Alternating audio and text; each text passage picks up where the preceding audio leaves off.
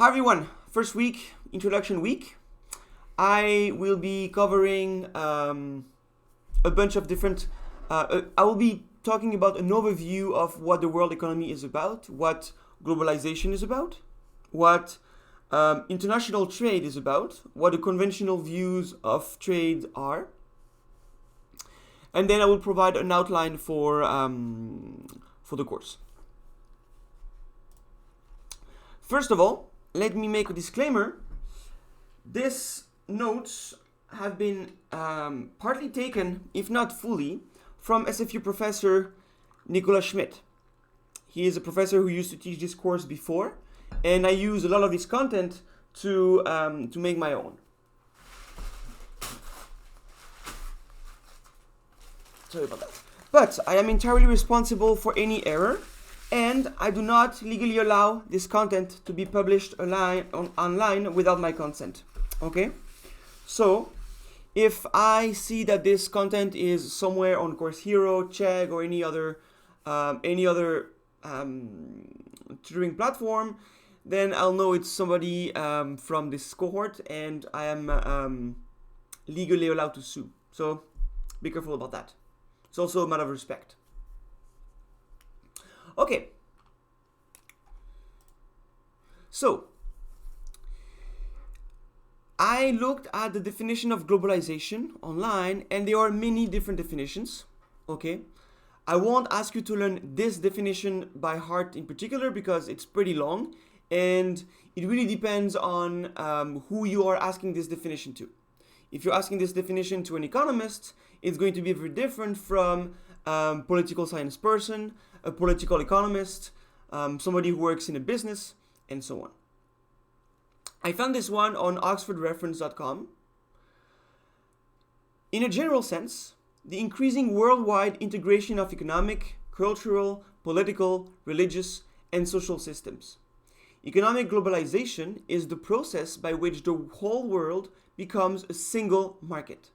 This means that goods and services, capital, labor, are traded on a worldwide basis, and information and the results of research flow readily between countries.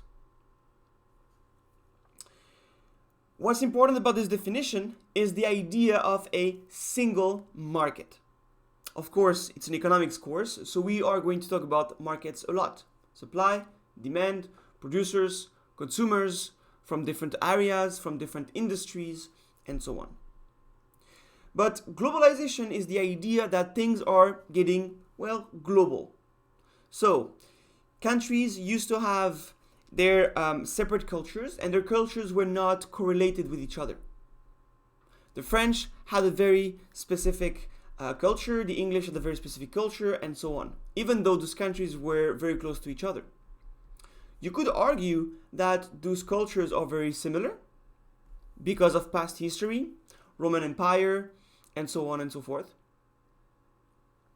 But globalization is creating a melting pot of those cultures. And although French people might be famous, like French culture might be famous for one thing, Chinese culture for another, American culture for another, now countries' cultures are integrating other parts, other cultures into their own. This is also the case for economics. So here, the first sentence. Yes, you're right. The first sentence is about globalization as a whole. And in particular, we will focus on economic globalization, the idea of a single market. In this day and age, you guys were raised in a globalized world where Amazon was available pretty early at your age. But when I was young, to me, internet was not a thing yet. So there was no way I could order something from the US, even from UK. I had to travel to Spain or to Germany, which I could by car, if I wanted to buy something from those countries. I would have to also convert the currency, because MasterCard and things like that would work, yes, but there was no such thing as payment online. So very often cash would be the way to go. And this also works for capital, so machines or money, and labor. After all, most of you guys in this cohort are international students, as am I. I am working in a different country now. So we are at a stage where as long as you can speak the world's language, which now is English, you can pretty much work anywhere. Okay? So, this week I will be talking about the traditional view of globalization, of international trade, the classical views. Then I will talk about views that criticize those traditional views, and there are arguments coming from different sources. Among other things, we are going to talk about conspiracies. It's always fun to talk about, but it's not very relevant, so I will talk about it very briefly. And finally, I will talk about looking at globalization as an unbundling. And in fact, it's going to be more than one unbundling, and that will be the main plot of this semester. We are going to go through unbundlings, how they worked, when they happened, why they happened, and the globalization consequences of those unbundling. Where am I now? I'm in Canada now. I'm actually in the office. There's a green screen behind me, but I am at SFU, on SFU campus.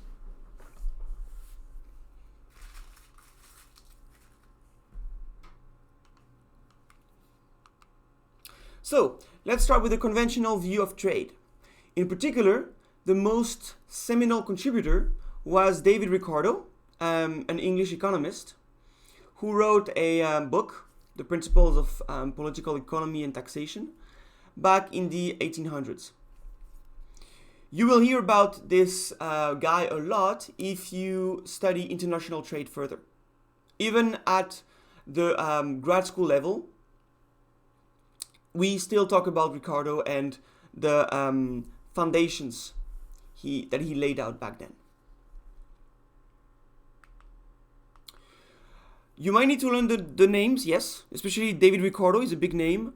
Don't worry about the dates. Yeah, birth dates and things like that, no, I don't really care. Yeah, I didn't know his dates either. There's a couple dates I know, but Ricardo's dates, yeah, no, it doesn't matter. 1800s. Events count, yes, and you need to be able to replace events in the timeline. So you need to understand why Ricardo's theory dates back to the 1800s. If you tell me that his theory is very recent, then it would be very outdated. It would not be very relevant, because in this day and age, things are way more complicated than what he talked about.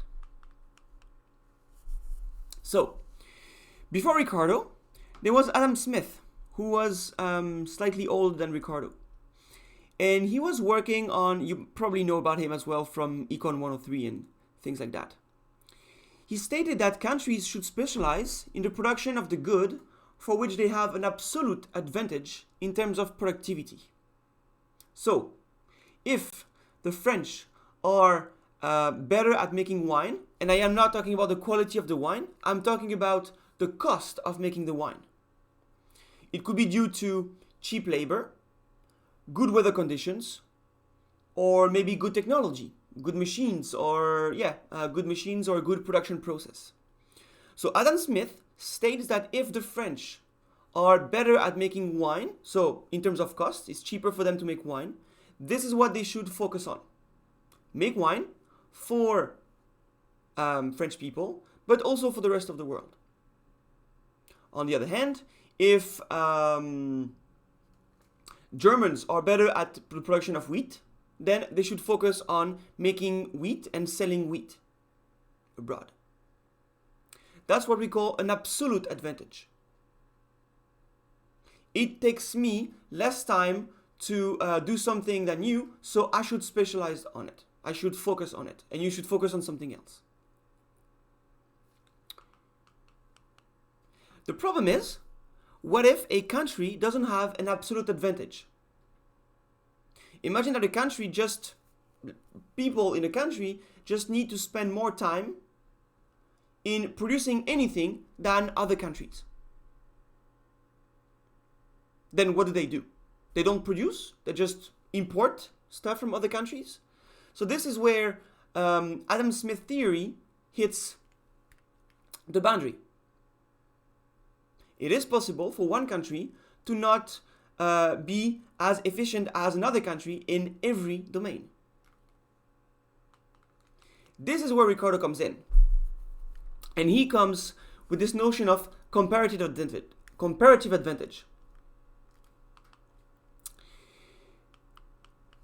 This thing is not working, eh? Okay, so the idea of a comparative advantage is that a country should specialize in producing a good for which the opportunity cost is the lowest. The opportunity cost is a very important term in economics. You're going to hear about it a lot. It is what is given up to produce 1 unit of that good. For instance, right now I am taking 2 hours to teach. What is my opportunity cost? It is anything I am giving up because I am teaching this lecture right now. Free time is one of them. But usually when we think about opportunity cost, we think about the next best option. So free time is great. Eating is great too. But what I could do maybe is work somewhere else and make maybe more, maybe less money, I don't know. But I could use those 2 hours for another use. Maybe a more lucrative use. Okay? Now, because of this idea of opportunity cost, even if a country does not have an absolute advantage, it always has a comparative advantage. I am just giving you the overview here. I will talk about this in detail in the next weeks. So don't worry too much about that if you don't follow.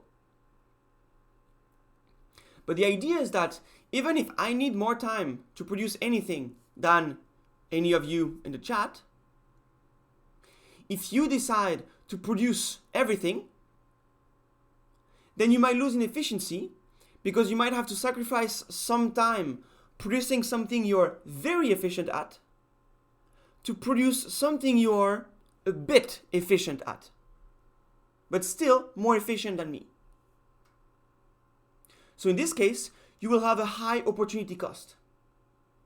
But my opportunity cost might be low. And so the idea of Ricardo is that by specializing in the activity for which a country has a comparative advantage, the overall output, the overall production quantity will increase. And this is what we call gains from trade. To give you an example, think about an accountant and her secretary, okay, her assistant. The accountant has an absolute advantage in both accounting and administrative work because the accountant has a more specialized degree, but during his degree, her degree, the accountant had time to learn administrative work as well, booking appointments, sending emails. This is something that anybody learns in a regular degree. Okay? So the accountant is more efficient at both. Should she do both? No, because the accountant could specialize in accounting and the secretary could specialize on secretarial work to maximize productivity. The idea is that if the accountant wants to give up 1 hour of accounting to do administrative work, I don't know, booking appointments, sending emails, writing letters, and so on, the accountant is giving up a lot because instead the accountant could do accounting work, which is worth more. So instead of the accountant doing both secretarial work and accounting work, she can specialize in accounting and hire a secretary to do the rest. Overall, production will increase. It will be more productive. Here, the accountant has a comparative advantage in accounting work, and the assistant has a comparative advantage in secretarial work. Why? Because if the assistant gives up on 1 hour of secretarial work to do accounting, she gives up, or he gives up, on a lot of output. And by doing accounting stuff, the assistant won't be able to achieve much. Even though he can learn on the spot how to do accounting work, it won't be as productive as if the accountant does it. So in 1 hour of work, more will be done if the accountant does accounting stuff and the secretary does secretary stuff. This is the idea of Ricardo.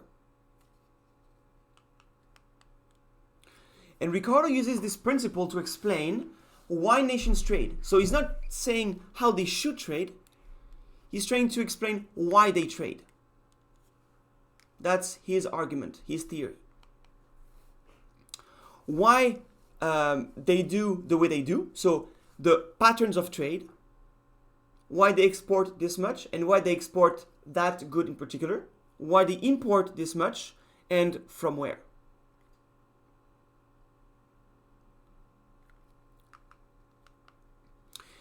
And then he explains why nations can gain from trade. After all, if nations trade, it must be to their own advantage. If I decide to trade with someone, it means that at the end of the deal, I should be better off, one way or another. Otherwise, I would not trade.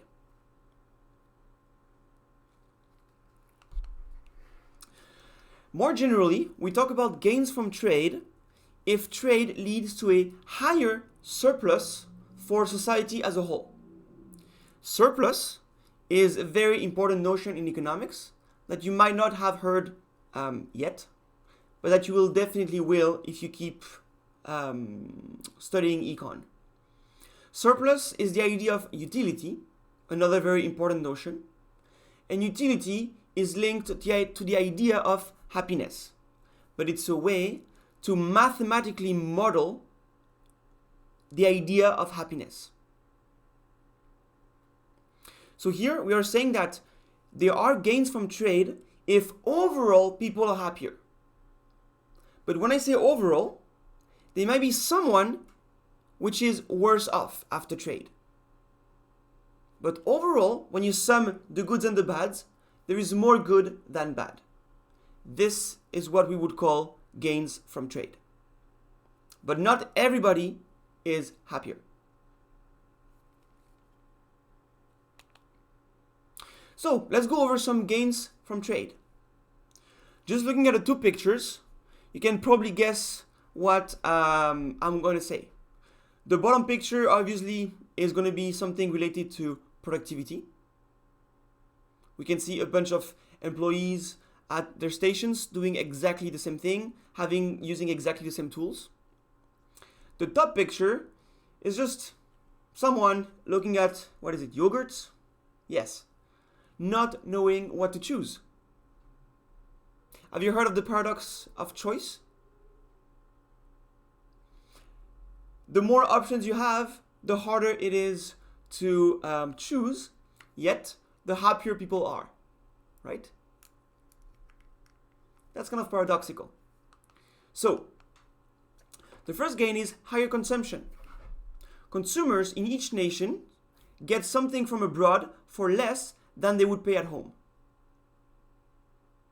For instance, if France wants to grow mangoes, they can probably try using some greenhouses, using some very weather-specific tools, but it's going to be very expensive.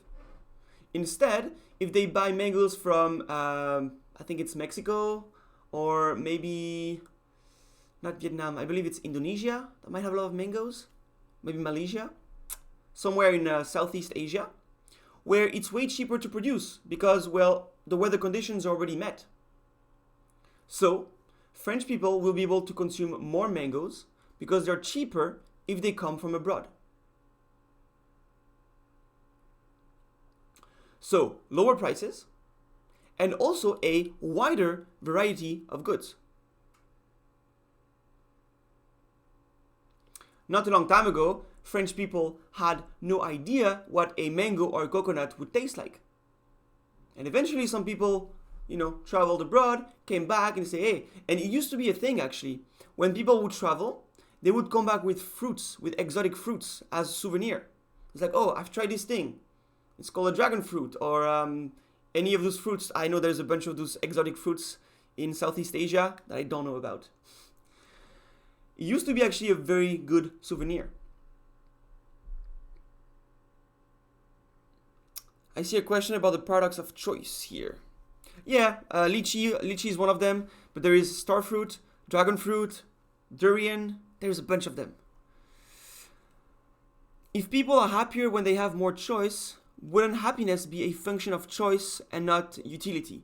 So, happiness, usually the way we model it in economics, is a function of consumption.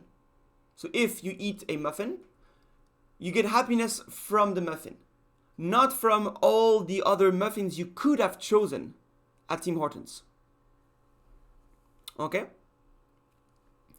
So, on one hand, you want to have as many options as possible, but because it is hard to choose, there is this idea that there is this kind of paradoxical idea there. Some people don't like to hesitate. And this, you're right, could be part of their happiness. They don't want to bother, so they choose something randomly.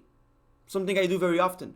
When I do not know what I want, I find 2 or 3 options, and then I just do a random count, or I flip a coin, and I say, okay, well, today is this one.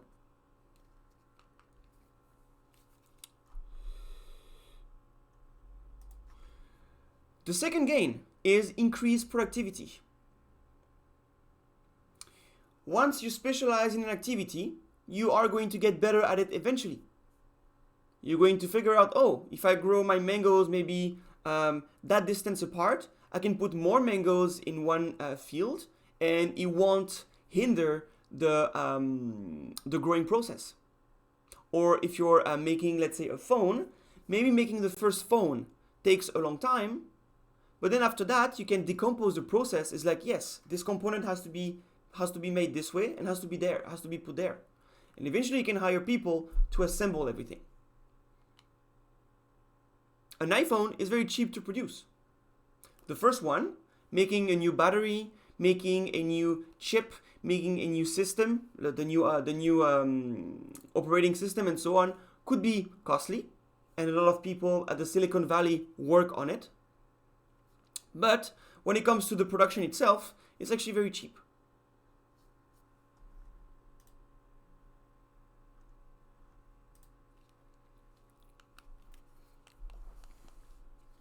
Oops. Yeah. And from those gains from trade, there are amplifiers. The first one is going to be scale economies. If you increase production, usually the average cost, the per unit cost of a good gets lower. I say usually because there is always a bound that firms are going to reach, and eventually it becomes actually more costly to produce more unit. But imagine that you want to make beer in Vancouver. It's a huge scene for craft beer here. Well, making the first batches of beer are going to be expensive because you have a very big tank that can take thousands of liters of beer. So the first liter of beer is going to have a certain cost, but the second liter of beer would almost have no extra cost because you can fit the water in the tank.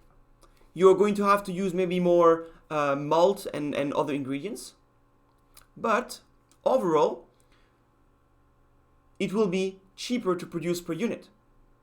Eventually, once you reach the capacity of your warehouse, you'll be like, well, I cannot produce more beer. I'm going to have to buy another warehouse or rent another place or buy a bigger machine, like a bigger tank.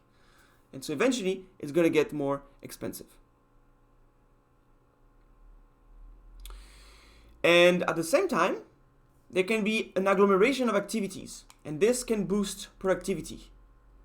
You heard of the Silicon Valley, where many different firms that actually compete with each other gather. Google, Facebook, all those firms, they compete with each other for different algorithms, for different intel. yet they are all located in the same area. Why? Because Google benefits from the exchange of ideas with people from Google, from Facebook, or from people from Twitter, and so on. So there are cases where it's actually a good thing to have your competitors close by. It's better for business. Have you noticed that if you want to buy a car, usually there's a bunch of car dealerships nearby as well? It is also an activity, an industry, where it's kind of good to be close to your competitors. Automobiles in Detroit, well, yes, that used to be the case back in the 70s, not so much anymore. Detroit is a pretty abandoned city now. Upgrading. If you are specialized in making phones, for instance, eventually you know how to make chips better or cheaper, or you can provide tools to your employees. Super easy to use, but that can get the job done faster. You can increase the quality of your goods as well with a relatively low cost. This is specialization. Think about how much time it took me to make the slides. The first time I made slides, it took me a very, very long time. Eventually, I had a template. And then I just have to fill the content. That's specialization. Learning by doing. That's pretty much what it is. So for Google, Facebook, Twitter, and other firms like that, the idea is that there is a lot of exchange of ideas between employees. It's not that Google employees are very isolated and they don't get to talk to Facebook employees and so on. In fact, I believe they also regularly have seminars and other things like that, where they can exchange ideas and expose maybe new algorithms and things like that. So, yeah, it depends on the industries, but sometimes it's good to have competitors nearby. Of course, you don't want to give away too much of your ideas, but you want to get as many ideas as possible from the competitors. So there's also probably some sort of politics involved here, and some industrial spying and other things like that. Yes, exactly. Keep your friends close and keep your enemies closer. Yeah. Trade also creates new investment opportunities. If you know that another country is not making wine, maybe, if French people realize, they're not making wine in Vietnam. So they might think, okay, there is a potential market there, if Vietnam is interested in wine, of course. So you can invest, you can export, you can grow your business pretty much. Trade may induce innovation. That's a bit redundant here, but that's pretty much what I mentioned previously. And once you have innovation, you can get productivity and growth. If you can come up with a new chip that maybe is cheaper to produce or higher quality, then you get more productive, and then you can grow. There is also a side gain, which is not economic, but which is diplomatic. Trade fosters cooperation. Typically, if you, for example, you're used to dealing with a certain seller on eBay or Amazon, and you know that you can trust this seller, then you're going to trade with him on a regular basis if you need stuff from him. The same way, if you like a specific store, you're going to go back to it. Well, here with trade is the same thing. So peace is a natural effect of trade. It's a quote from Montesquieu, French guy, one of those philosophers back to the French Revolution.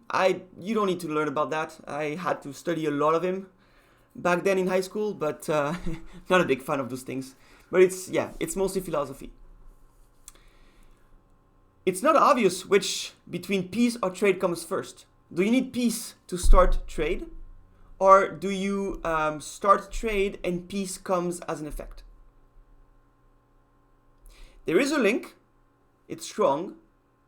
High correlation. Countries who trade with each other tend to have very good diplomatic relationships. And this tends also to spill over to other things, like immigration status, being able to study to that country, or being able to get a visa, and so on and so forth. You might think that peace comes first. First we are at peace, now we can trade. But there are also cases where you could say, I don't really like this country, but they have something I like, and I make something they like. So we're going to trade like business partners. We don't need to be friends to be business partners. But if it's a business partner that you can trust over time, after repeated interactions, then eventually you can form friendly bonds.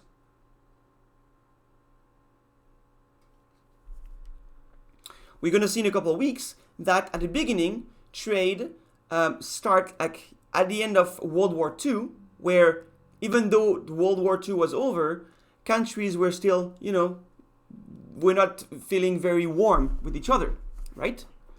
But by starting trade, they managed to build strong bonds. There are trade wars, exactly. And sometimes when you have trade wars, you don't have very good diplomatic relationships as a consequence.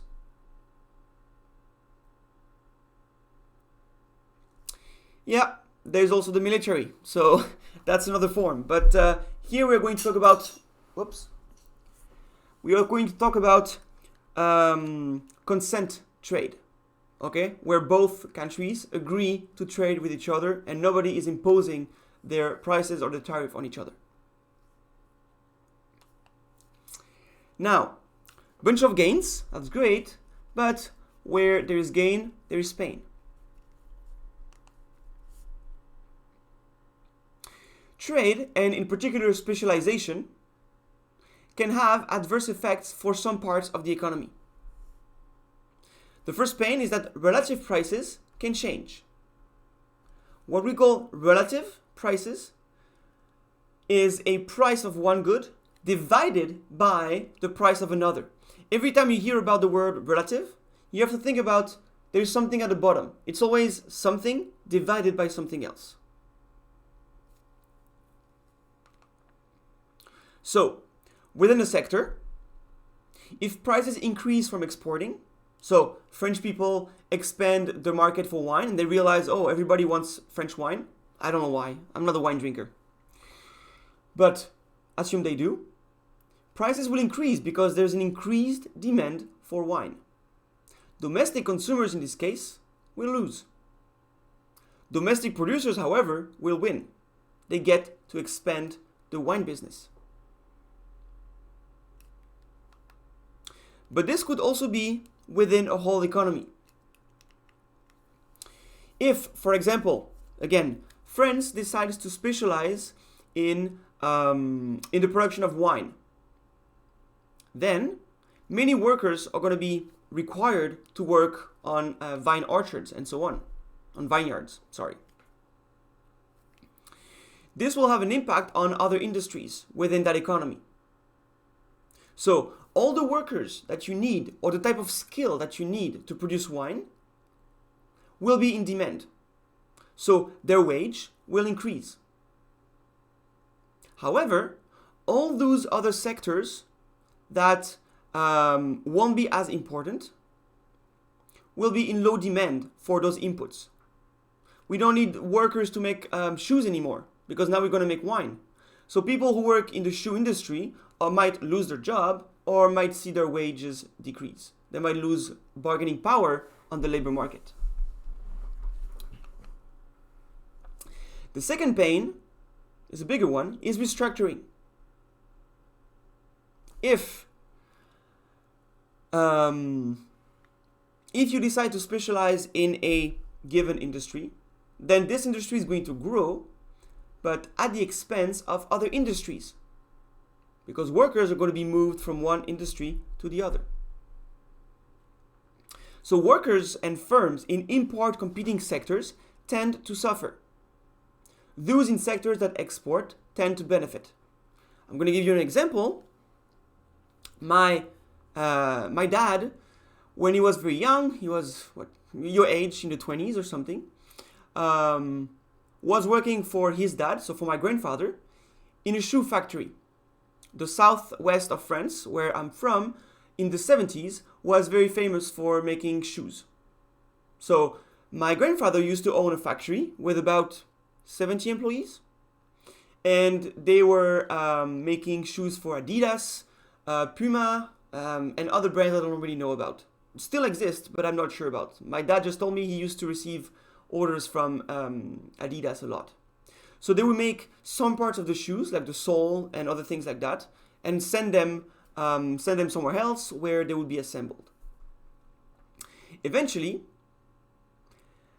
Adidas started getting this production done by other countries. In particular, I think that back then was Korea, among others. Korea, Taiwan, Hong Kong, Singapore, which were growing back then. So, my dad had to shut down the factory. That's restructuring. There was nothing he could do anymore because contracts would not come to him anymore. And that was a pain. All of those workers eventually just changed jobs. Maybe they did something else. They trained themselves. And my dad also trained himself. He did something very different. And then he worked in education for 35 years. Retired now. And every now and then, actually when I go back to my hometown, I talk to people which are a bit older and that know me because I come from a very small town. And every now and then they say, I used to work for your dad in the 70s. I used to make shoes. And then he closed the factory and then eventually I did something else. So that's one of the biggest pains. And that's also one of the main reasons French people strike these days. Every time a factory shuts down, because the firm wants to relocate the production somewhere else, there's a strike. Because people don't want to lose their job. Some people are 55 years old, they need 10 more years of work to be able to retire. They don't think they can find another job now because they're old. They might not be as productive as you guys, the spring chickens. So they strike and they ask to have some sort of a job until they can retire. And of course, they are pain amplifiers.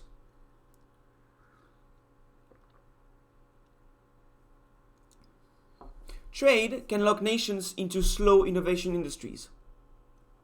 I just had a quick question, actually. Yes, go ahead. The last slide. So when you said that workers in export-dominant countries, they gain from restructuring, Yeah.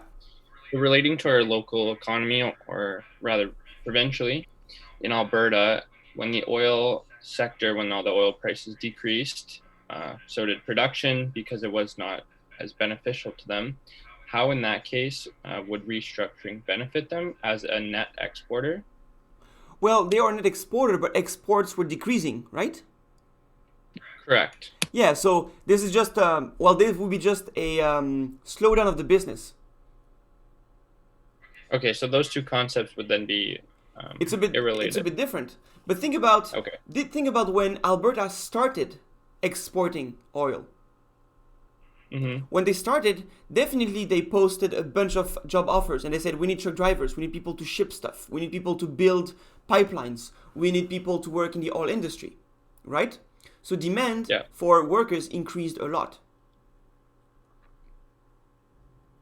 So that would be when they were doing their hiring, that would be considered restructuring. Yes. When they were growing? Because that industry, the labor force in that industry would increase. Okay. And then and back then, everybody who's in Alberta would be assumed to be related to the oil industry in one way or another, because that would be the dominant industry for workers there. Make sense? Yep, makes sense. Okay. Thanks. So trade can lock nations into slow innovation industries. And sometimes it can be industries where there are no economies of scale. So the more you produce, the more costly it gets. Or the cost doesn't move. But the cost does not decrease. So you cannot hope to increase profits by producing more. Agriculture is one of them, to some extent, of course, but eventually you reach a capacity when your field is fully used. And so nations who are kind of forced to specialize in those industries might still suffer, because those industries are simply industries that don't grow as fast or as easily as others. Mining is another example. And exporting natural resources may foster corruption and poor governance. Many places in the world, I'm thinking about many African countries that have a lot of natural resources like diamond, gold, cobalt, and many other mineral products that can be used to make computers, chips, computer chips, phones, and so on, tend to display some corruption. So owners of mines or people who are owners of a mine project, usually the way mines work is you have a firm, you want to extract gold, let's say, from that mine. You ask the government, hey, I want to be able to extract that mine, stuff from that mine. The project is going to last 5 years. I need 5 years to extract everything I need. How much do I need to pay you? And so on. And there tend to be a lot of corruption here and there. The government gets bribed a lot, and there is a lot of corruption and sometimes poor governance. It's called the natural resource curse. There are some countries, of course, which are relatively free of corruption. This is not for everybody. We can think about Canada, Norway, and they are assumed, or at least, well, we know from data that they have low corruption, or they are very good at hiding it. If you go to the north, like Northwest Territories or the ECON, there are a bunch of diamond mines there. 2 years ago, I went to Yellowknife for 1 week, and I met a couple people there that were off work. They would go even more north for 2 weeks, work in a mine, sleep there, and so on, and come back to Yellowknife for 2 weeks just to relax, and they would go back and forth. I went to a museum that allowed me to polish some gold. It was not a very good diamond, actually, but not a very good diamond. Very bad diamond, worth nothing. Very dirty diamond. But they showed me how it works. And you can see those big diamond sites, which look like a big spiral, where trucks go down and down and down and down very deep to be able to extract diamonds. But same with OPEC countries who are dealing with oil. Those countries tend to display some corruption at a higher level. The president or the prince of those countries are very tied with the owner of some oil wells, and there tends to be a lot of corruption going on there. I don't know if all the diamonds mined in the world are controlled by one family. I know there was a couple big ones. You're thinking about the something. I forgot the name of the... Shoot. Yeah, the Boers. Yes. But I don't think they control everything in the world. This I'm not sure.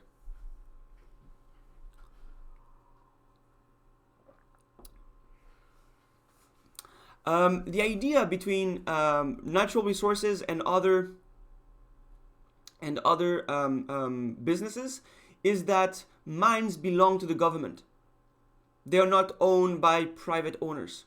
Whereas if you own a domain, you have a big field of grass, you can grow tomatoes or wine, or you can make grapes. You can grow grapes to make wine and so on. So if it's your private property, there shouldn't be any reason for governments to be corrupt. But if you are firm and you need the approval of the government to get access to the mine, then you have an incentive to bribe the government. And people at the government might not always refuse a bribe or two.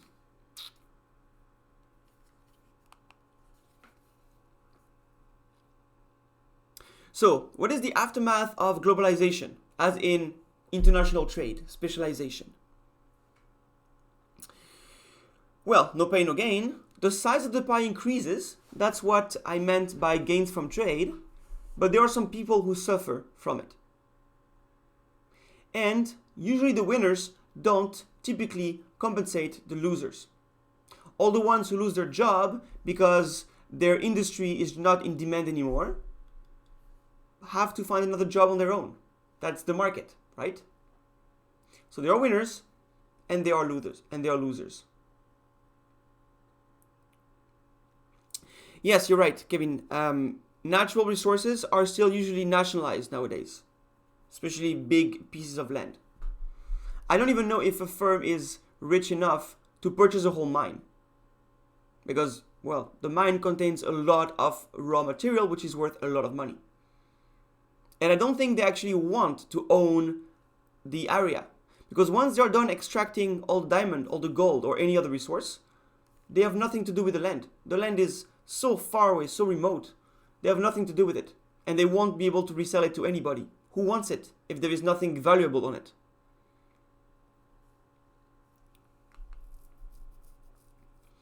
Dynamic gains can be large enough for all to gain.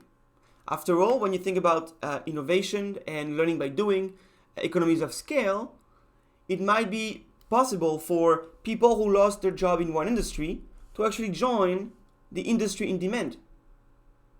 So there are also new job openings. It's not bad for everybody. Inequalities can increase though. Some sectors develop more than others.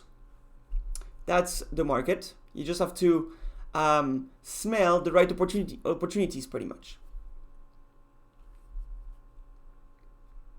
Yes, the company would pay to mine an area. Over 5-10 years, they would pay an annual fee to the government, or they would pay maybe a royalty, like a percentage of the value of what they extracted.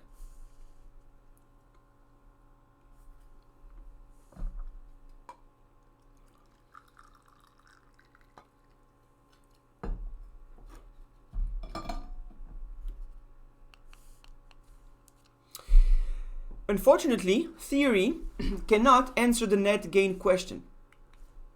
The point of theory is to simplify things, is to say we have two sectors, the winemakers and the mango makers, if you like. We can talk about how much people gain from one country specializing in mangoes and another country specializing in wine. But if you want to know the net gain, then you need to look at how many people work in this industry, how much are they getting paid, how much are able to get another job or to get another opportunity after the specialization happens, and so on and so forth. At this stage, it becomes a statistics question.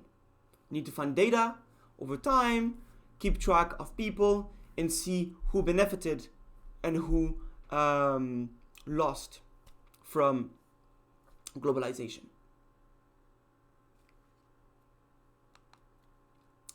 So, Ricardo is what we call a classical liberal economist. Why do we study this one a lot? It is related to the notion of a Pareto efficient allocation. This definition you need to know by heart. And when I say by heart, I mean all those terms should be very specifically mentioned. All of the words mentioned in the definition is very specific. Of course, there exists other definitions, but I would not advise you to try to make up your own based on what you understand, because very often there is one thing missing or one thing that is one statement which is not exactly correct. So, in economics, what we call an allocation is a description of who gets what, pretty much. But this could be money, time, goods, and so on. If I go to Tim Hortons and I buy a muffin, this is an allocation. The allocation is, I have a muffin in my hand, and Tim Hortons received $1.70, or whatever how much it is. That's one allocation. Another allocation is, Tim Hortons keeps its muffin, and I keep my money. But this could also be the case for time. How you allocate your time throughout the day.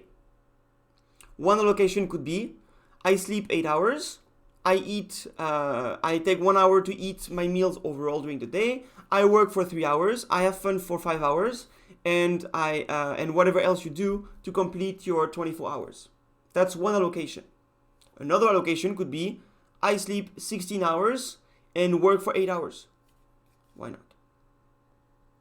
So, an allocation is said to be Pareto optimal or Pareto efficient or simply efficient in economics if it is impossible to find an allocation that makes somebody better off without making somebody else worse off.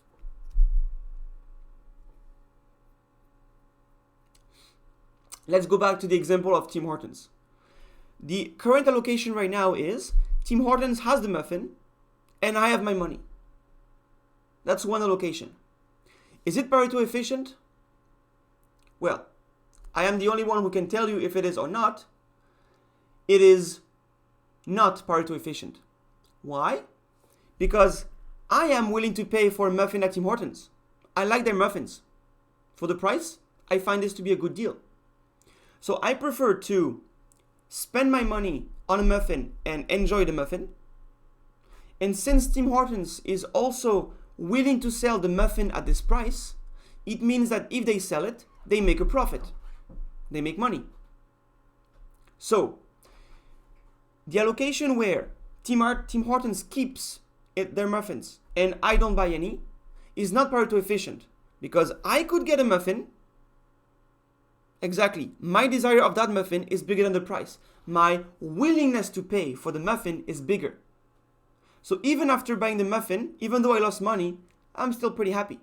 So I am better off with the muffin. And Tim Hortons is better off with my money because they're making a profit with it. I'm not sure what you mean by more efficient option, Maddie. Here, efficient is just in the sense of Pareto. Pareto is this Italian guy, Vilfredo Pareto, from the end of the 1800s, who was looking at one way to define efficiency. Efficiency is defined in many other ways by many other economists, but Pareto efficiency is the one we're going to cover, and this is the one you're going to hear about the most in every lecture, every course, literally, until you do your PhD. So you're going to hear about this a lot. And this is very tied to the idea of waste. Imagine now that for some reason Tim Hortons has a muffin on their counter, but for some reason this muffin is left for free. Maybe because it fell on the ground or something like that. And you know, it fell on the ground, so they cannot sell it. Sure, why not? Well, call me dirty if you want, but I don't really care about that, so I will be happy to get this muffin. In this case, Tim Hortons is very nice. Come on, guys. In this case, Tim Hortons is not going to make any money out of this muffin. I could just pick up the muffin and be very happy to get a free muffin, right? So, the allocation where this muffin goes to waste is not Pareto efficient, because I would be better off getting the muffin, and Tim Hortons would not be affected at all because they don't really care about this muffin at this stage, right? So there's this idea that there is no money left on the table. Everything is used, every resource is being used, is being allocated to one agent or another. Same if I find $5 on the floor, on the ground. Imagine I am in Vancouver. And I'm saying Vancouver because with the rain, a $5 bill won't last very long on the ground. So imagine that I find a $5 bill, and if I don't pick it up, nobody else will, because it's rainy and the rain is going to wash it away or destroy it. Well, I could pick it up, make myself better off, because now I have $5. I can buy 3 muffins at Tim Hortons. It's very nice. Or I could leave the money there, but nobody is going to enjoy it.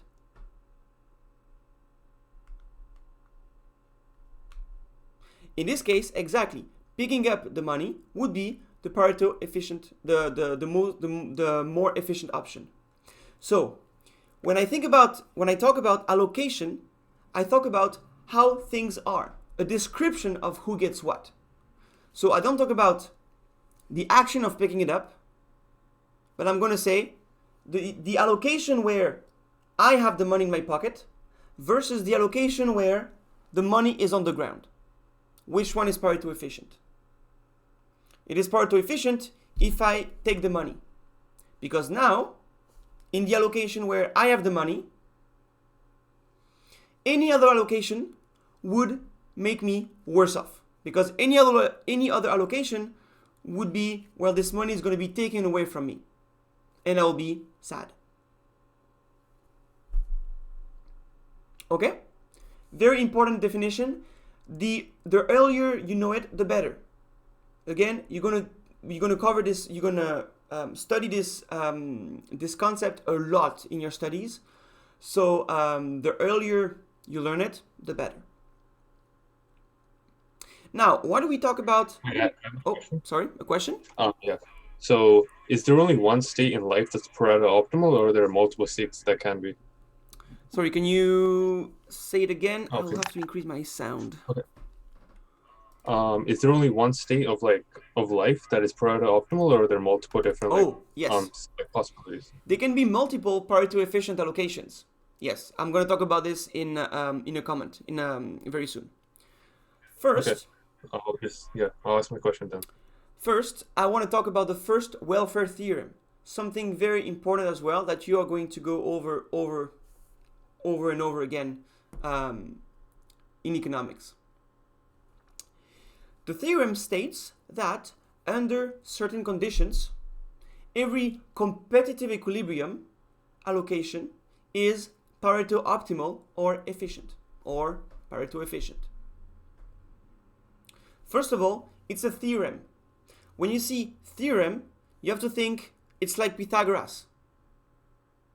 If you have a triangle with a right angle, then you have a relationship between the length of the sides. Here, the theorem is also a mathematical theorem. It's proven using math. Of course, the conditions are different. I don't need a triangle here. And among those conditions, we have perfect competition. It's a set of 5 conditions, very important to know.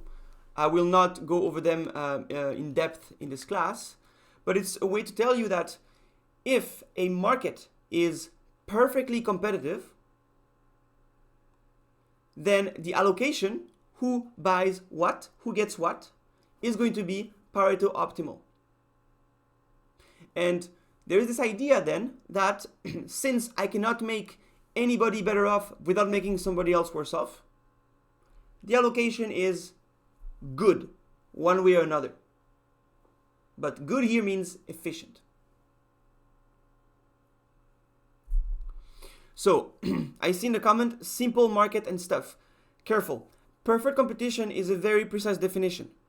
Again, economics is very strongly mathematical. So those conditions are very, very precise. It's not just simple market and stuff. But for the sake of this course, you just need to know that competitive equilibrium allocation is Pareto efficient. Yes, the theorem can be mathematically proven. I had to prove it. I mean, the proof exists already, but I had to learn the proof and reproof it. It's a pain. Not very hard, but complicated, painful. You can find it online, actually. Yeah. But those conditions are very, very specific. So don't. They don't always apply in real life. Some of them are mathematical conditions. So we can always argue about what this theorem is doing. But this theorem is the foundation, is the reason why so many capitalist governments are in favor of free market? It's because of this theorem, pretty much. The proof is on Wikipedia. Yeah. So just type first welfare theory on Wikipedia, you get the proof. If you want a very, very hardcore proof, it's going to be the second welfare theorem. This one is really the hardcore one. So, because of this theorem, the efficiency of an allocation is going to be the market's role. This is why governments are so in favor of free markets. If the conditions are met, then we should let the market do as it pleases. Producers, consumers, demand, supply. Let them do, buy their muffins if they want to. If they don't want to buy a muffin, they don't buy a muffin. And overall, the allocation will be Pareto efficient. Now, as mentioned, there can be many Pareto efficient allocation. Imagine that all of us, 159 people, are in the same room. And there is a $5 bill on the floor, on the ground. Obviously, a Pareto efficient allocation is where this money is going to someone. But if it's going to me, and nobody else has this money, this is Pareto efficient. Because any other allocation of this money will make me worse off. But imagine that the money goes to one of you in the chat. This is also Pareto efficient. So what allocation should we choose? Do I just say, oh, I am the older one here, I'm the oldest one here, I assume? Or I say, oh, I am the teacher, so I get the money? What kind of reason is that? Right? Somebody could argue the opposite. They could say, I really don't have any money right now, I'm a very poor student, those $5 could help me a lot, because I could buy very simple things like pasta and things like that, but with pasta you can survive a long time. So, justice or equity, how fair is an allocation, is going to be the government's role. The government is going to decide what Pareto efficient allocation it wants to reach. And this is why we have taxation, among other things. Why do you think we pay taxes? The first reason is to fund public goods, schools, hospitals, roads, parks, and so on. But another reason is also to operate redistribution. Take the money taken from the rich and give some of it to the poor. You have what we call welfare programs. Think about CERB right now. For those of you who are not in Canada right now, CERB is the Canadian Emergency Response, and I still don't know what B is, benefit, bill, which is an amount of money, benefit, thank you guys, which is an amount of money that is given to a lot of people if they qualify due to the COVID-19 pandemic.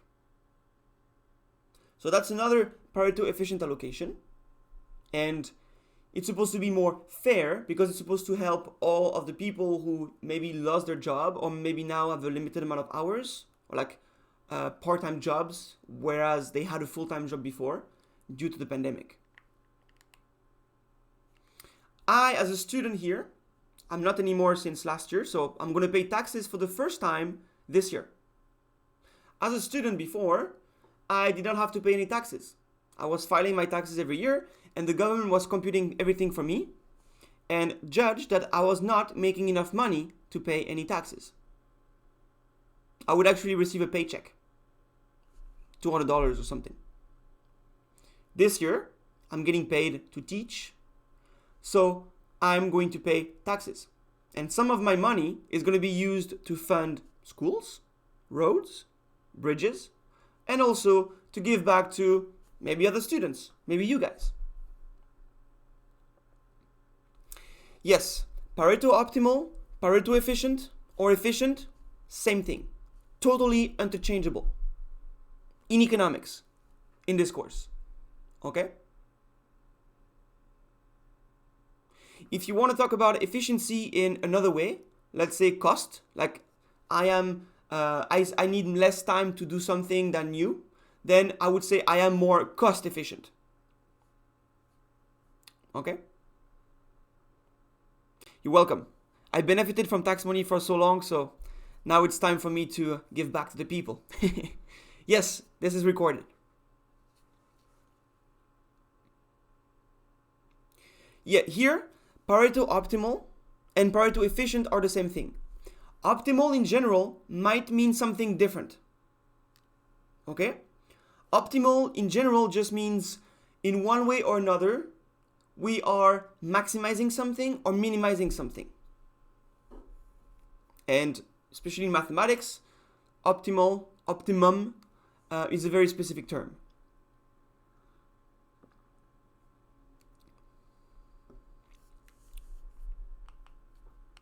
Okay, so I have a question before we move on to the next slide.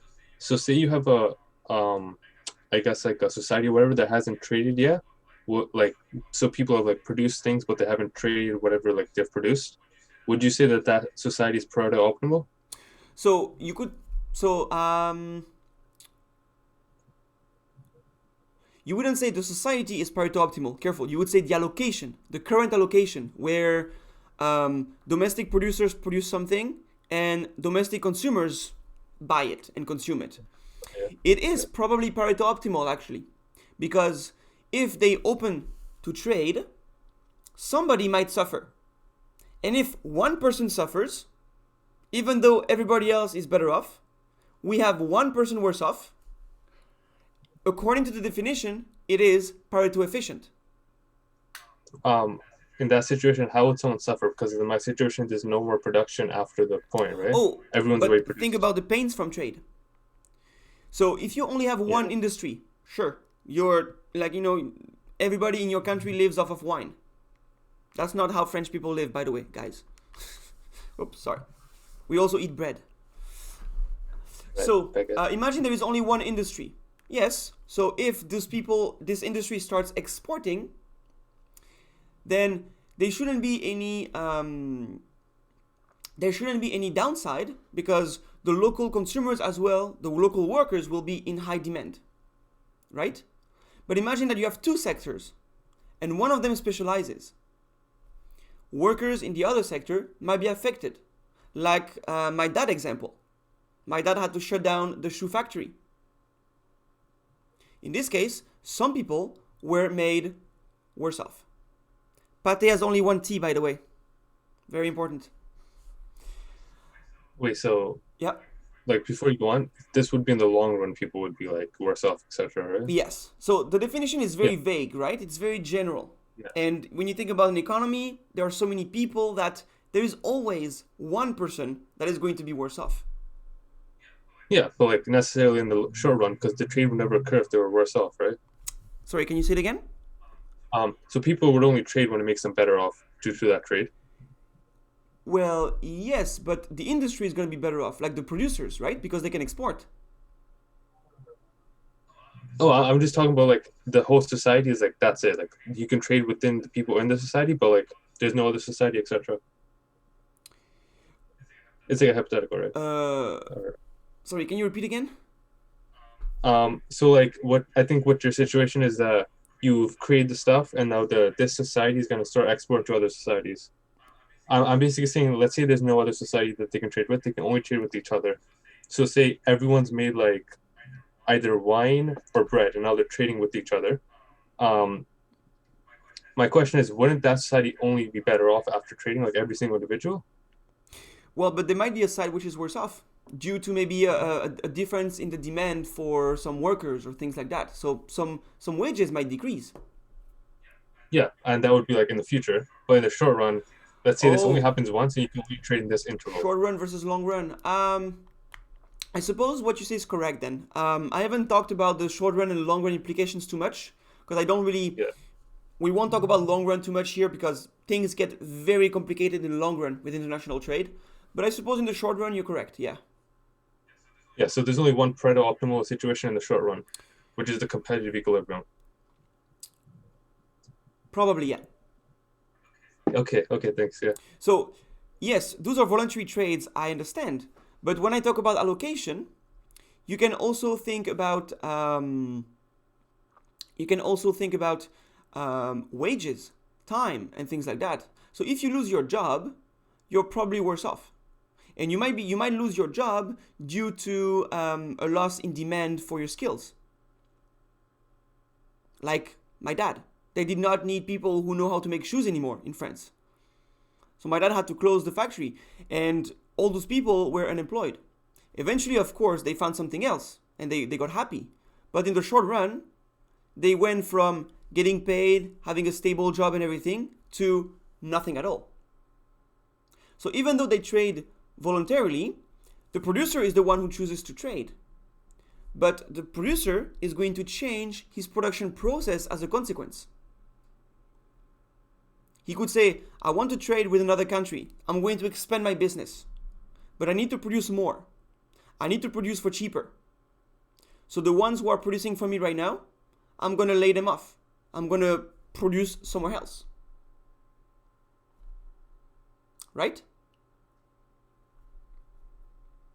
So every time you think about Pareto efficient, just think about making somebody better off without making somebody else worse off. It's very vague, of course, and in real life, if you tell me, for instance, that I have $5 in my hand, maybe more, maybe a better example. What can I think of? Yeah, well, actually, yes. I have $5 in my hand. I am walking on the street, and I see someone who's trying to buy food, and he's missing $1 or $2, or he's missing some money to buy food, and he seems to be homeless, seems to have an issue.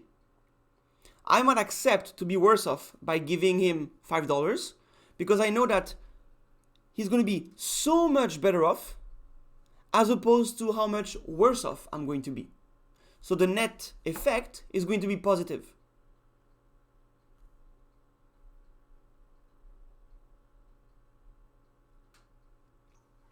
I've got a question about your $5 bill on the floor of the classroom filled with 100 people.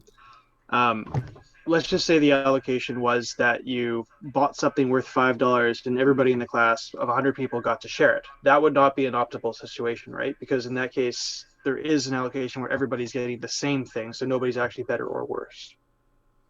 Well, the allocation is just about... So you're comparing an allocation where I have the money, nobody else does, and an allocation where everybody's sharing, right?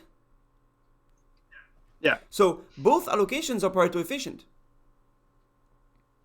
How does that make sense? Because if everybody has the same amount of money, so $5 divided by 100, 5 cents.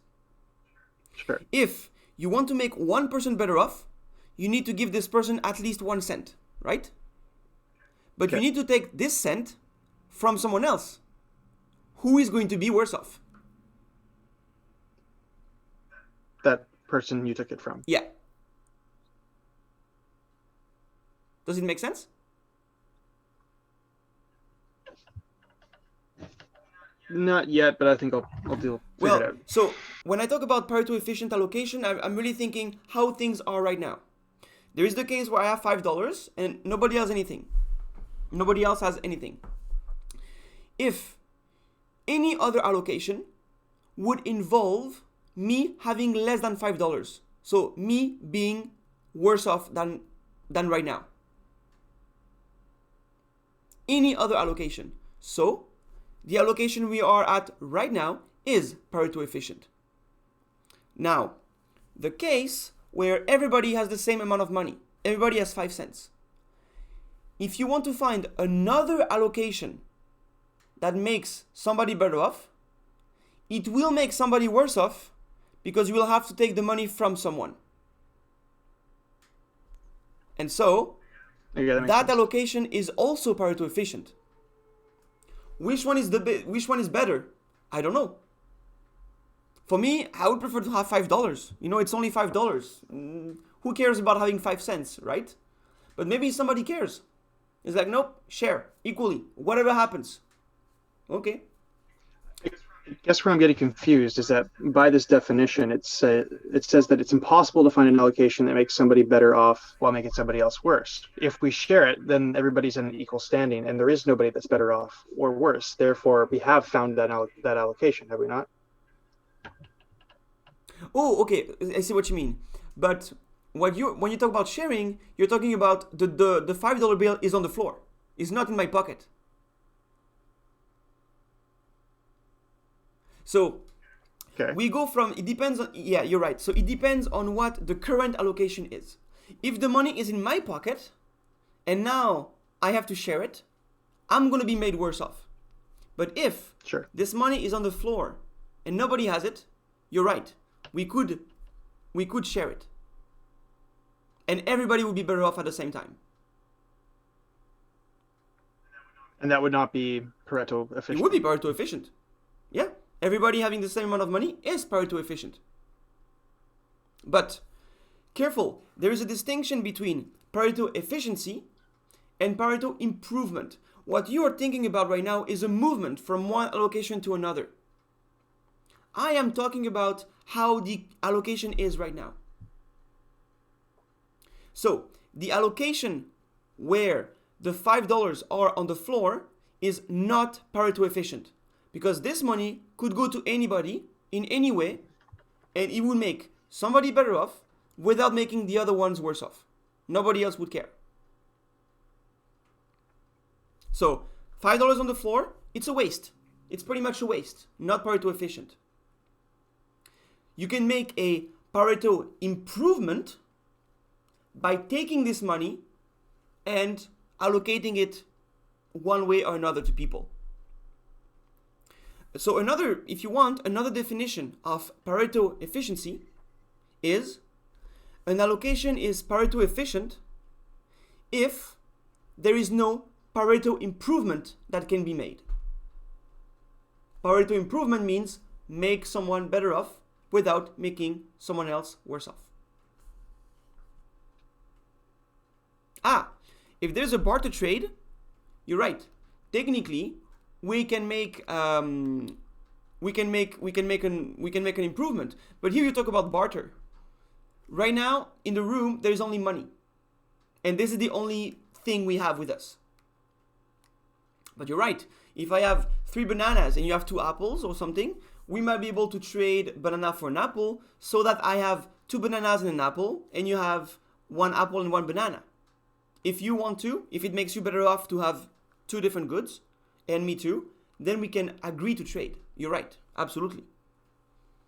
And this, in fact, is also a competitive equilibrium. It's a free market. You let people do what they want to do. Yeah. Okay, I encourage you to keep looking at this notion again, because I know it's hard to integrate. But the more you look at it, the more, not obvious, but the more it will make sense. Now, let's think about the critical views of international trade. So there are 2 old critical views, which I'm going to go over rather quickly, and 2 modern critical views, which are a bit more interesting, especially the last one. I'm sure a bunch of you have heard about Karl Marx and his book, The Capital.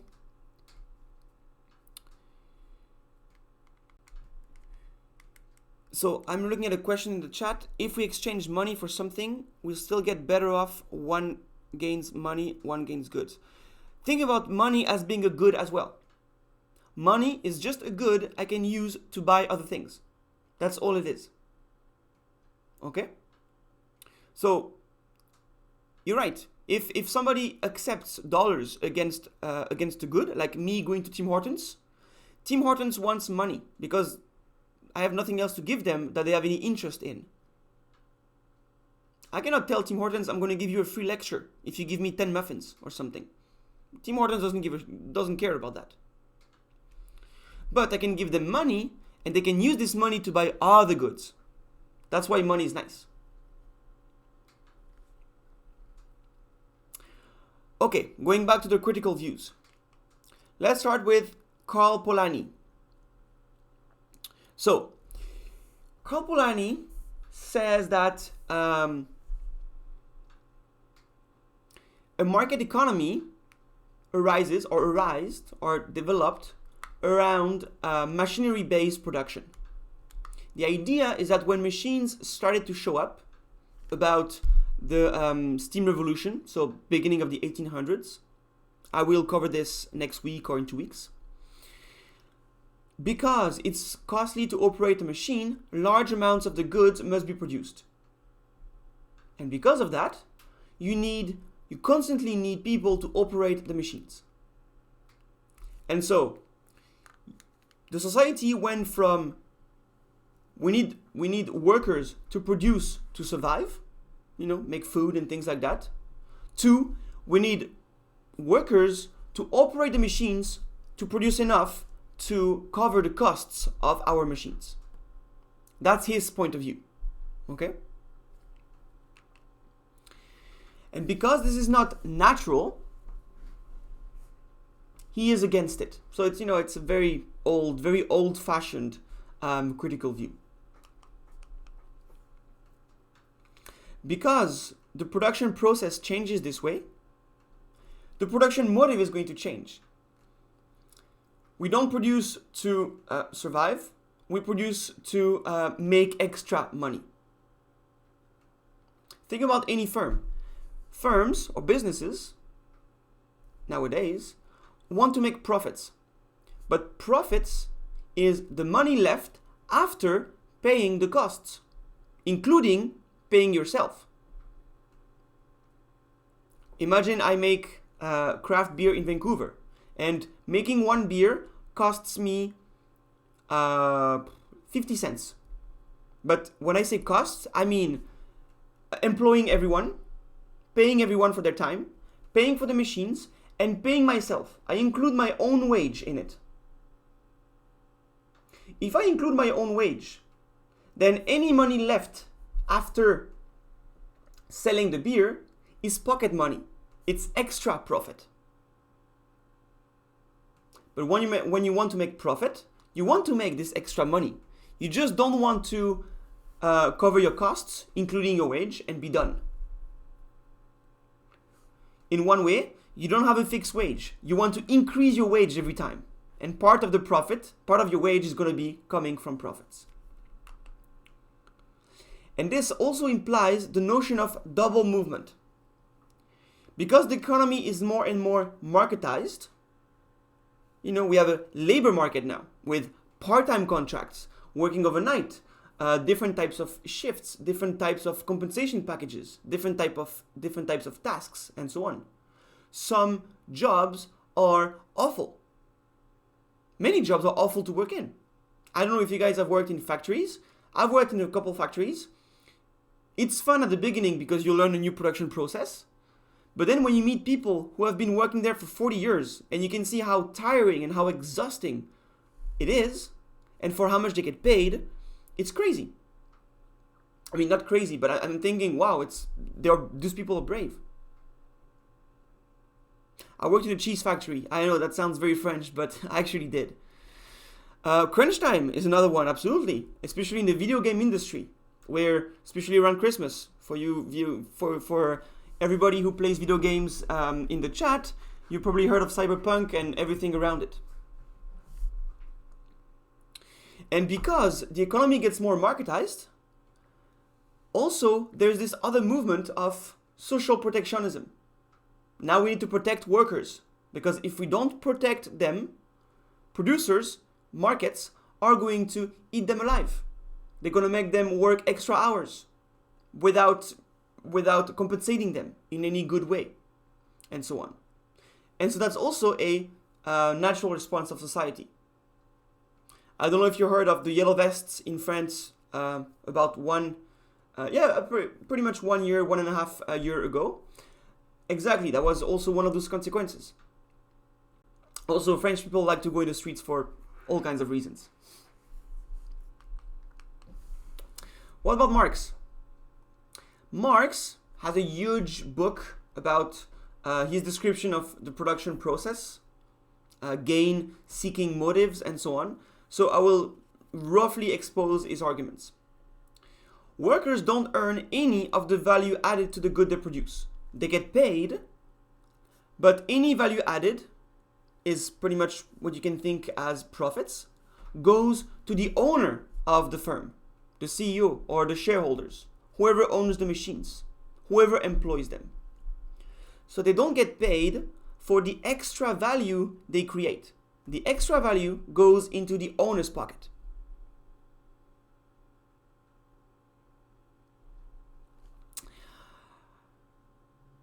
Is totally against machinery. Is against market economy. Like those two authors, Polanyi and Marx, are against market economies overall. I see another question about Pareto efficiency. You say no compensation for extra work. Again, you're talking about the allocation where they don't get compensated? Because in this case, it's also technically Pareto efficient. If you want to make them better off and compensate them, the firm has to pay them. So the firm will be made worse off. Like the owners will make less money. And so in this sense, it is also Pareto efficient. And you can see how Pareto efficiency has nothing to do with fairness, being just, being fair. Not at all.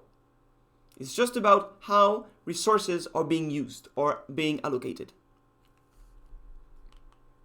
So, because workers don't get any value added of their work, profits are reinvested to increase the capital to labor input ratio.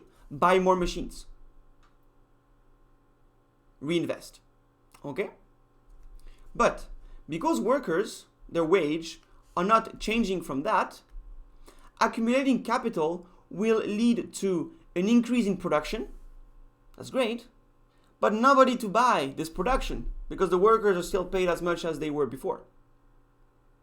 So there's going to be a surplus of production, according to Karl Marx. Demand doesn't follow, and so capitalism will collapse, will crumble. It's not that Marx is against capitalism, it's more that he thinks that it is bound to fall, to crumble, to collapse. Okay? It's a different idea. Okay? And so eventually, because capitalism cannot work, socialism will be a natural system that will arise.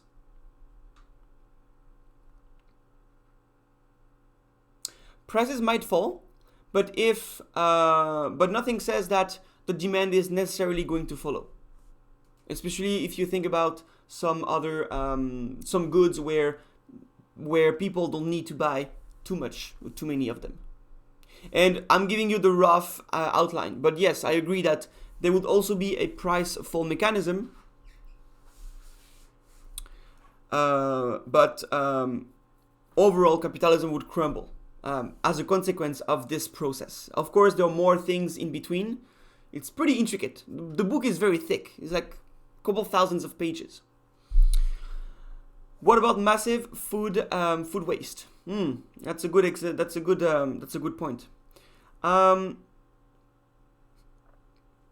Yeah, the thing with food waste is that there are also other arguments for stores to propose too much food. Unfortunately. But yeah, that would be. I don't think it would apply here. The fact that firms produce that much food, and usually there is a huge waste, is due to also other factors. Expiry dates is actually one of the factors that firms are actually pretty happy, like grocery stores are pretty happy about, but pretty useless. But that's really another topic. I don't really want to get too much in this topic because I don't know too much about it. I worked in a supermarket. I can tell a couple things, but not much more. Yes, capitalism would crumble because of the over-accumulation of goods. Because then eventually the capitalists, the owners, would not be able to cover the cost of all of their machines because there is no demand to buy their goods. I worked everywhere, yeah. Those are the two only places I worked at, pretty much. So that's the only thing I can talk about. So opening economies to other countries open investment opportunities, well, more demand out there, but eventually the same process is expected to happen at a bigger scale.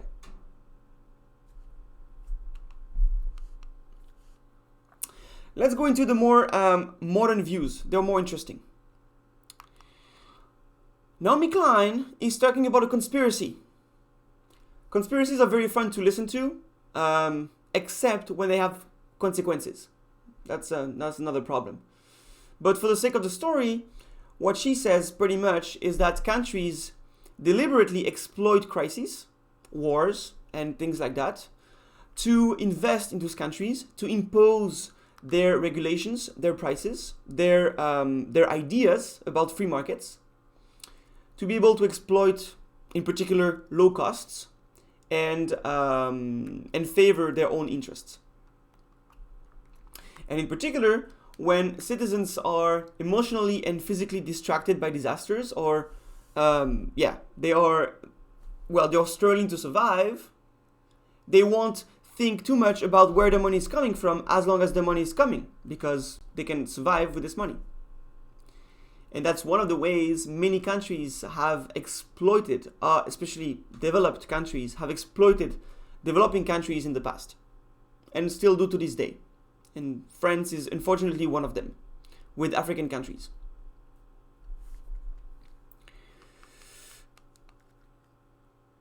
Another author, Lori Wallach, looks at the World Trade Organization. Yes, actually I'm going to the elephant's ants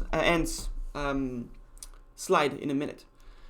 Lori Wallach also looks at the World Trade Organization as a conspiracy. I'll talk about this in length later, but the World Trade Organization is an organization of countries that cooperate and discuss tariffs, trade agreements, and other things like that. But it's usually led by developed countries that try to reduce tariff, like cost of importing from other countries, especially from developing ones. So when elephants mate, the big countries, many ants get crushed.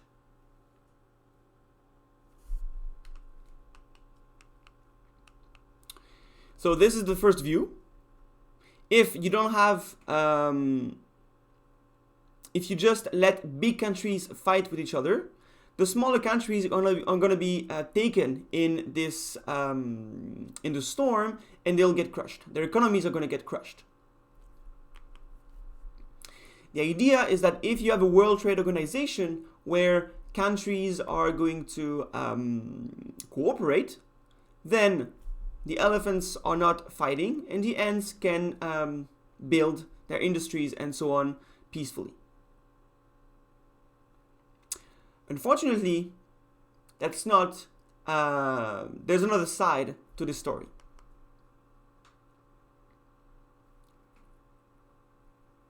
The modern critical view will be mainly led by Stiglitz, Joseph Stiglitz, and also by Danny Roderick. Joseph Stiglitz wrote many books. Among others, he wrote Introduction to Economics textbooks. He won the Nobel Prize in Economics in 2001. Super smart, super nice guy too. And what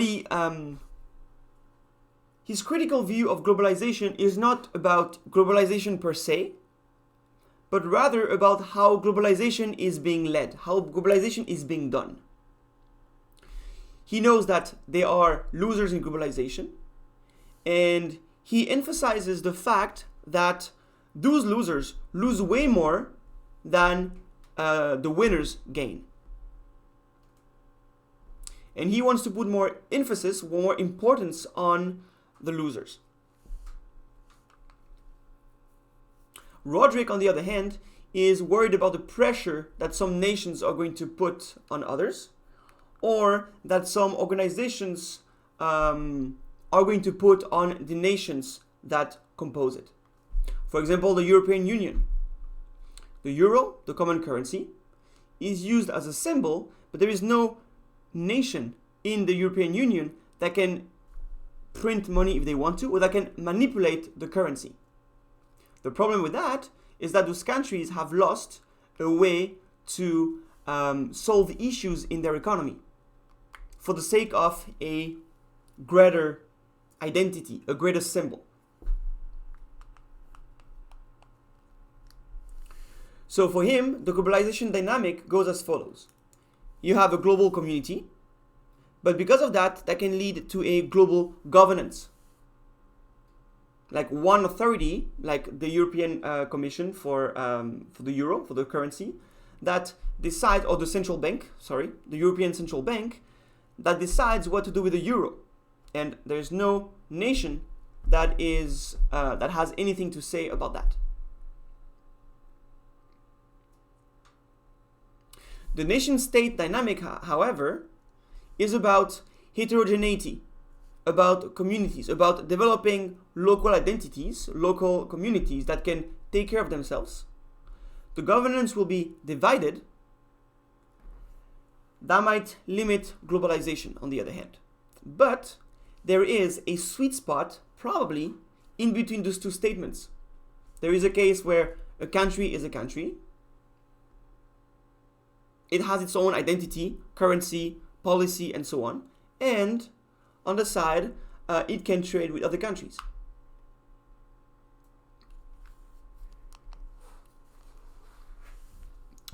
So, now I'm going to get into pretty much what we're going to go through for half of the semester. The three costs that matter for globalization. In this course, we are going to look at globalization as an unbundling, as a couple of unbundlings that happened because of the fall in different costs. And here we distinguish three costs. For example, first of all, the trade costs, the cost of moving goods, shipping pretty much. That's why you get a boat. Then you get communication costs. If you want to produce something somewhere else, how do you implement a production process that you know in another country? It's a different language, different culture, different set of skills. So the way you produce locally might not be the right way to produce internationally. Finally, the last costs are the face-to-face costs, which is the cost of moving people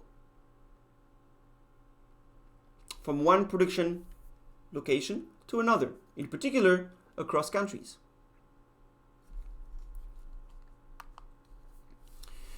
So, in this course, we're going to look at globalization as a great unbundling. In fact, two unbundlings, and the third one might be coming right now. The first unbundling comes from the fall in trade costs. I will explain how this happened, but pretty much suddenly it became very cheap to ship goods from one place to another. So you can start opening up, you can start selling to other countries and buying from other countries. In this case, the unbundling happens between production and consumption.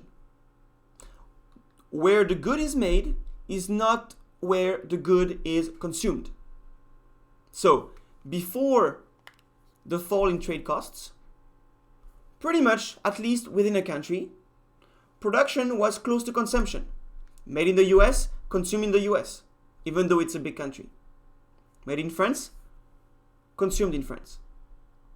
After the fall in trade costs, now it can be made in UK, purchased in France, because shipping costs are very small, and even more with the US, with the Americas, and with Asia. That is the first unbundling. Production does not happen at the same location as consumption anymore. So now goods cross borders. So this is the international trade that Ricardo was thinking of. The second unbundling is about the fall in communication costs. At some point, and I will go over this as well, it became cheap to move ideas. Because it's cheap to move ideas, now this production process that you have in your plant in Canada can be reproduced or can be readapted in another country where it might be cheaper to produce. Because the cost of ideas decreased, then the second unbundling was not about production and consumption, it was about production stages. The production itself can be decomposed. If you look online at the process of making an iPhone, typically, making a phone in general now, you can see that it involves usually 4 to 5 countries. Just for this thing that you put in your pocket. This is because now we can actually move our ideas, and so we don't need to be here, like let's say in Canada, to produce something with a very specific set of skills. Now we can either teach other people the skills, or we can transfer the skills, and other people can use the skills to produce, but maybe at a lower cost. That is the second unbundling. I won't talk about the third unbundling too much, because this is a very recent phenomenon that's going to be more for the future, something to think about. But each unbundling happened as a consequence of a decrease in one of these costs. Trade costs decreased, first unbundling. Now you can still produce where you are, but now you can sell it somewhere else. Somebody, like another country, can consume your goods. Production and consumption got unbundled. Second costs to fall, communication costs. Ideas got to cross countries, which was a big problem for a long time. Now, people in other part of the planet, of the earth, can produce in the exact same way as you want them to produce. So this led to an unbundling of production stages. The third one, the cost of moving people, is a face-to-face cost that are falling right now, especially due to the presence of holographic technology, and also the development of jobs involving staying in front of your screen, like working on Zoom, for instance. Zoom is a great technology that allows many people to work from home. But what they work on is going to have an impact somewhere else.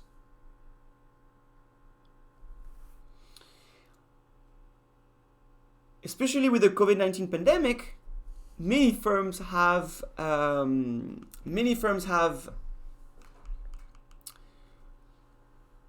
reorganized the way they produce, and they realize, do I really need an office downtown?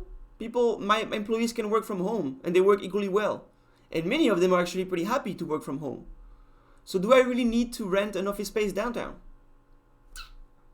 So work is going to be reorganized as a consequence of the pandemic.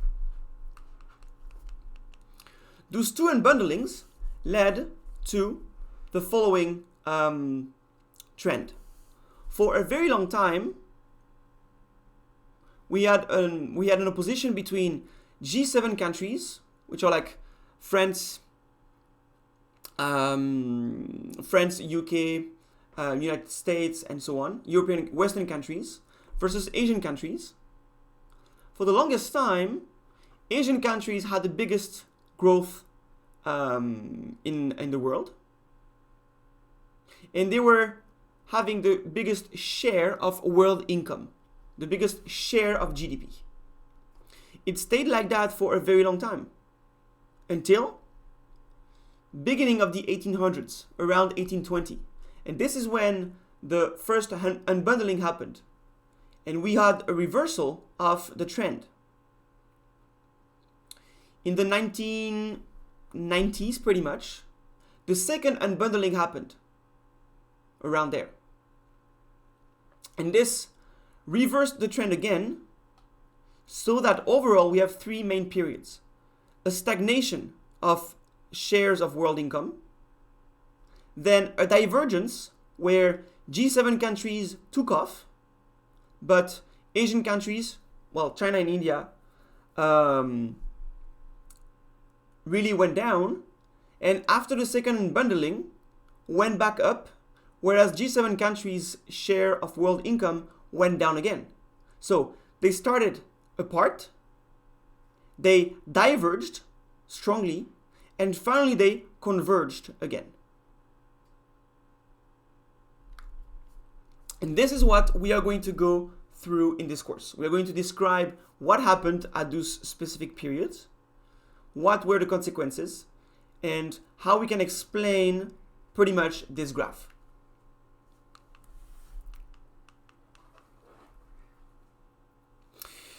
I pretty much have 5 more minutes. Sorry about that, I'm a bit late, but I have 2 more slides.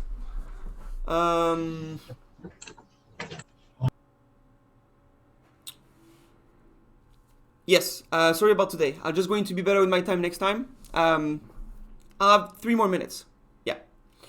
So, this is pretty much what happened with world GDP. Apart for a long time, went down for, well, that's in the 90s, sorry. Went down for advanced countries, and emerging markets went up. And this is what we call a great convergence. I will go over this next week, but this is pretty much what is going on in history. First phase, people had no idea what they were doing, just trying to survive. So they just tried to go from one place to another to eat. Phase 2, agriculture happened. So now people can realize, oh, actually if I stay here, I can grow crops and I can provide more food than I need. And so we can increase population as well. But still, nothing big, basic tools are being used. But starting in 1820, the steam revolution is going to drastically change production processes, and this is going to lead to the trade in the fall in trade costs, being able to ship things abroad. The first unbundling happens in phase 3. Second unbundling is going to be pretty much around the 1990s, with the development of the internet and communication technology that will allow people to move ideas. I will talk about phase 1 and phase 2 next week, and then we will get into the actual unbundlings. And this is what is going to happen in the course. At the beginning, there's going to be a whole historical perspective. So I'm not a big fan of history, to be honest, especially, minus 10,000 before Jesus Christ. Yeah, whatever people were doing then. Like, we don't have many recordings of things. Even looking at data from the year 1000, who was recording stuff back then? It's only estimates. And the thing with estimates is that it's complicated to deal with. But we need to understand at least what happened to understand how globalization happened. And what are the consequences for economic policies, growth for different countries these days. And where is it going? This third unbundling thing. Hopefully I'll have enough time to talk about it, but not sure.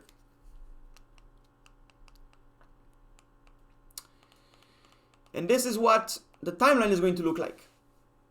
Next week, we're going to do history stuff. Then for 2 weeks, first unbundling. For 2 more weeks, second unbundling. And then we will be in the present time after the second unbundling, and we'll talk about the implications for developing countries, and how the future is going to look like.